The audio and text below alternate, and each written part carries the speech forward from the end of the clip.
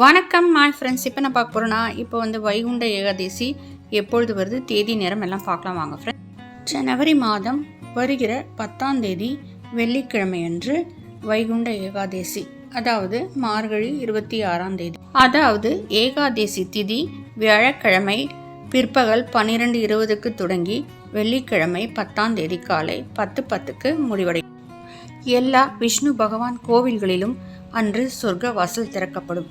ஸ்ரீரங்கத்திலும் சென்னையில் உள்ள பார்த்தசாதி கோவிலிலும் சொர்க்கவாசல் திறக்கப்படும். வருடம் முழுவதும் வரும் 12 ஏகாதேசிகள் நாம் இருக்க முடியவில்லை என்றாலும் இந்த ஒரு ஏகாதேசி, அதாவது வைகுண்ட ஏகாதேசி என்று நாம் விரதம் இருந்து இந்த விரதத்தை கடைபிடித்தால் நாம் இறைவனடி சேரும் பொழுது பிறவா வரம் நமக்கு கிடைக்கும். நாம் அந்த வைகுண்டத்திற்கு செல்வதாக ஐதீகம் விஷ்ணு புராணத்தில் சொல்லப்பட்டிருக்கிறது. நாம் இந்த விரதம் இருந்து வழிபட்டால், அதாவது வைகுண்ட துவாரம் சொர்க்கவாசல் திறக்கப்படுவதாக ஐதீகம். நாம் விரதம் இருந்து கண் விழித்து இந்த வழிபாட்டை மேற்கொள்ளலாம். அன்று நாம் விஷ்ணு சகஸ்ரநாமம், விஷ்ணு புராணம், விஷ்ணு பாடல்களை நாம் பாடலாம்.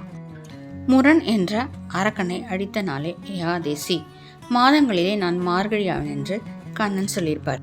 விரதத்தை அனுஷ்டித்தால் எல்லா நலன்களும் கிடைக்கும்.